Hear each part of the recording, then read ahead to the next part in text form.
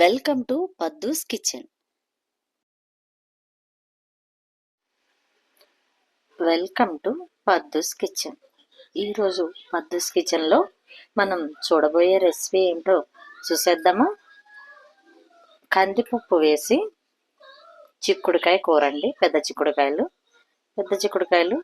ఇలా కొన్ని తీసుకోవాలి. మంచిగా తీసుకొని హాఫ్ కట్ చేసుకోవాలి. రెసిపీలోకి వెళ్ళిపోదామా.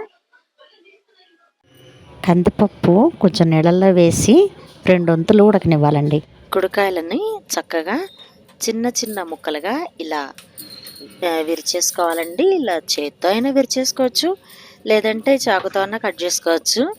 అలానే ఈ గింజలు కూడా చాలా బాగుంటాయండి. కొంతమంది ఈ గింజలు విడిగా ఉడకబెట్టుకొని తింటారు కదండి, కానీ నేను కూరలోనే వేసేస్తాను.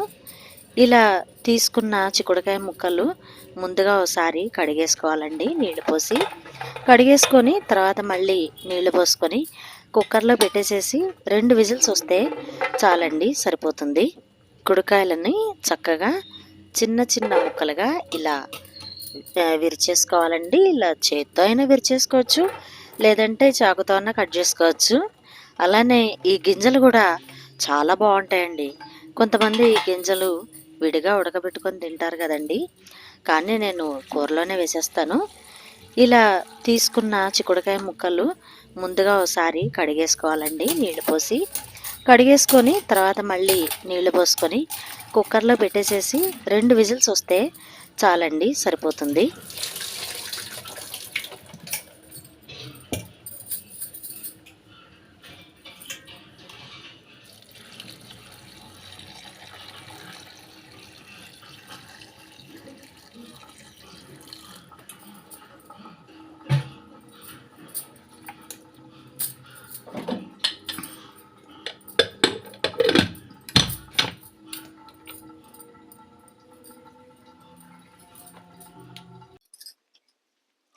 ముందుగా స్టవ్ ఆన్ చేసుకొని పాన్ పెట్టుకుందాం. అన్నీ రెడీగా ఉన్నాయి కదండి, ఎంతసేపు అయిపోతుంది.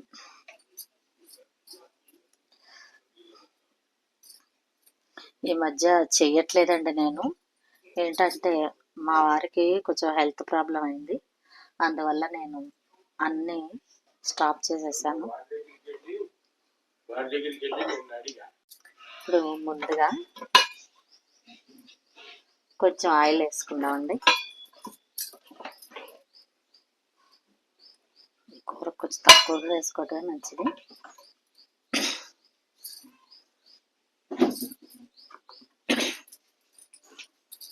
కొంచెం నూనె వేడెక్కిన తర్వాత ఆవాలు, జీలకర్ర, ఎండుమిర్చి అండి, అది వేసేసుకుందాం. అది కొంచెం చిటపటలాడిన తర్వాత మినపప్పు వేసుకుందామండి. శనగపప్పు వాడట్లేదు నేను, ఎందుకంటే ఈయనకి ఇది అవుతుందని. అలానే వేసుకున్న పచ్చిమిర్చి అది కూడా వేసేసుకుందాం. అన్నీ మంచిగా నూనెలో వేగితేనే బాగుంటుందండి. తర్వాత కొంచెం కరివేపాకు కూడా వేసుకుందాం. ఈ పద్ధతిలో చేసుకుంటే అండి చిక్కుడుకాయ కూర చాలా బాగుంటుందండి. ఇప్పుడు 3 వంతులు ఉడికించుకున్న కందిపప్పు కూడా వేసుకుందాం.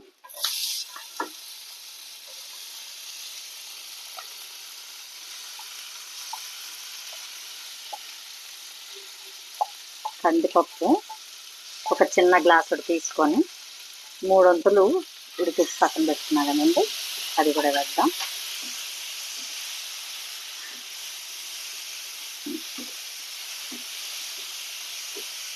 ఇప్పుడు ఇందులో ఇందాక చిక్కుడుకాయలు ఉడికించుకున్నాం కదండి కుక్కర్లో పెట్టి, అది కూడా వేసేసుకుందాం.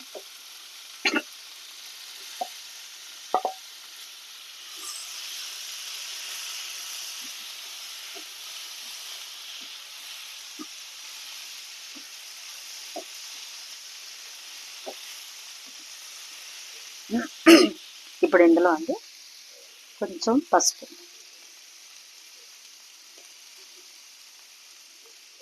వేసుకొని రుచికి సరిపడా సాల్ట్ కూడా వేసుకుంటాం.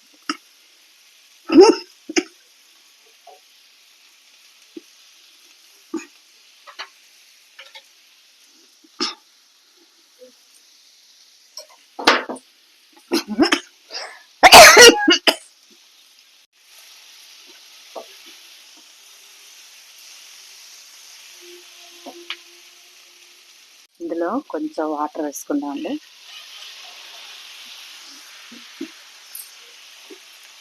వేసుకొని 2 నిమిషాలు ఉడకబెట్టుకుంటాం. ఇలా చేసుకోవాలండి. చిక్కుడుకాయ కూర రెడీ అయిపోయింది. కందిపప్పుతో వేసి చేసుకుంటే ఈ రకంగా చాలా బాగుంటుందండి. ప్రోటీన్ కదండి, చిక్కుడుకాయ ఫైబరు అన్నీ ఒకే కాలంలో వచ్చేస్తాయండి మనకి. పిల్లలు చాలా ఇష్టంగా తింటారు. పిల్లలే కాదు, పెద్దవాళ్ళు కూడా అండి. కందిపప్పు వేసి ఈ రకంగా చేస్తే ఫ్రై లాగా ఉంటుంది, చాలా బాగుంటుందండి కూర. చిక్కుడు గింజలు కూడా విడిగా కూడా చేసుకుంటారండి, ఉడకబెట్టుకొని తింటాం. ఉడకబెట్టి కొంచెం నూనె వేసి వేయించుకొని తింటాం, చాలా బాగుంటాయి.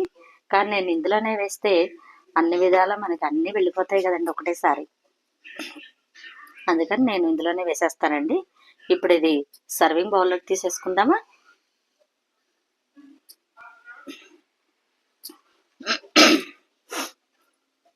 కూరంతా సర్వింగ్ బౌల్లో తీసేసుకుంటున్నాను అండి. లేట్ అయింది. ఈ మధ్య నేను ఏం వీడియోస్ రెసిపీస్ ఏం పెట్టట్లేదండి, అన్నదా అనుకోవద్దు. మళ్ళీ మళ్ళీ చెప్తున్నాను కదా, మా వారికి బాగుండలేదండి, అందువల్ల నేను స్టాప్ చేయాల్సి వచ్చింది. అసలు ఊళ్ళో లేము, మేము ఊరెళ్ళి వచ్చాము, అందువల్ల లేట్ అయింది, అన్నదా అనుకోవద్దు. ఇక నుంచి నేను డైలీ పెట్టడానికి చాలా ట్రై చేస్తానండి. ఎంతో రుచికరమైన పెద్ద చిక్కుడుకాయ కూర రెడీ అండి. మీరు కూడా ట్రై చేయండి. ట్రై చేసి ఎలా ఉందో నాకు కామెంట్స్ రూపంలో చెప్తారా. Thank you for watching.